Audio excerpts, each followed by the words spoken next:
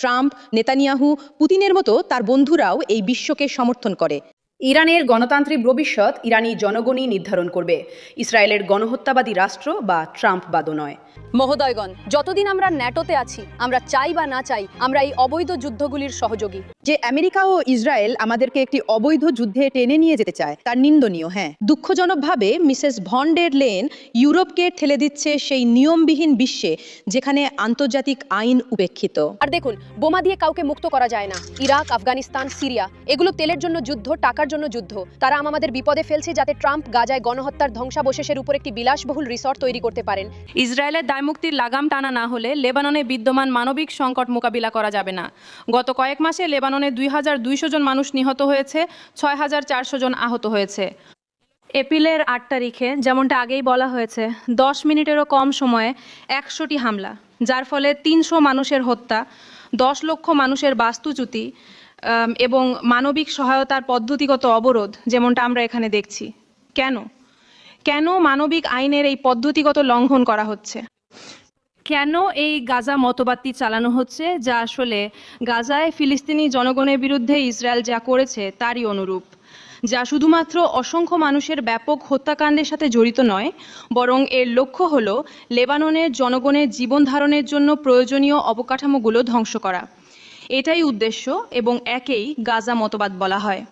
আর এর পেছনে যে কারণটি রয়েছে তা হলো ইসরায়েলের সম্প্রসারণবাদী ঔপনিবেশিক প্রকল্প, যা বৃহত্তর ইসরায়েলের প্রকল্প, যার উদ্দেশ্য হলো সেই প্রকল্পের পথে যারা কোনো ধরনের বাধা সৃষ্টি করে এমন সমস্ত জাতিকে ধ্বংস করা, দখল করা, আত্মসাৎ করা এবং নির্মূল করা।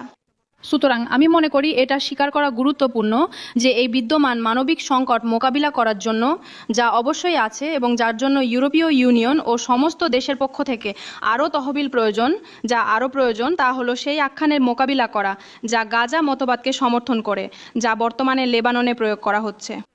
আমি এটা বলছি কারণ আমরা ইউরোপীয় ইউনিয়নের প্রতিনিধিদের মিসেস কায়া কাল্লাসকে বলতে শুনেছি যে সংঘাতের পক্ষগুলোর মধ্যে বৈরিতার অবসান ঘটাতে হবে। আর এটা অস্বীকার করা যে লেবানন আক্রান্ত এবং ইসরায়েল আগ্রাসী, আর এটা সেই আখ্যানের পুনরাবৃত্তি যে আখ্যানটি একটি কার্যকর প্রচার যা ইসরায়েলের গণহত্যাবাদী রাষ্ট্রের দ্বারা যা করা হচ্ছে তাকে ন্যায্যতা দিতে সন্ত্রাসবাদের অজুহাত ব্যবহার করে। কারণ এখানে লেবাননের জনগণের সার্বভৌমত্ব ইউরোপীয় ইউনিয়নের পক্ষ থেকে পদ্ধতিগতভাবে লঙ্ঘিত হচ্ছে।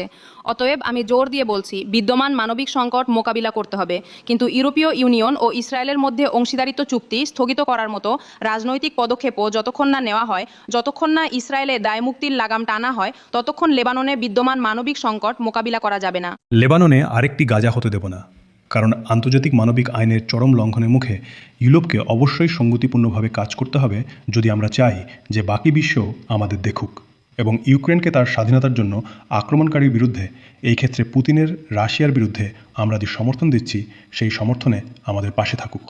সেই কারণেই গতকাল স্পেন সরকার এবং আমি নিজে প্রস্তাব করেছিলাম যে সামঞ্জস্যের খাতিরে এবং সহানুভূতির কারণেও ইউরোপীয় ইউনিয়নের যা করা উচিত তা হলো ইসরায়েলের সাথে তাদের অংশীদারিত্ব চুক্তি স্থগিত করা, কারণ এটা স্পষ্ট যে তারা সেই অংশীদারিত্ব চুক্তির অনেক ধারা লঙ্ঘন করছে এবং পদদলিত করছে, বিশেষ করে আন্তর্জাতিক আইন এবং মানবিক আইনের প্রতি শ্রদ্ধার সাথে সম্পর্কিত ধারাগুলো।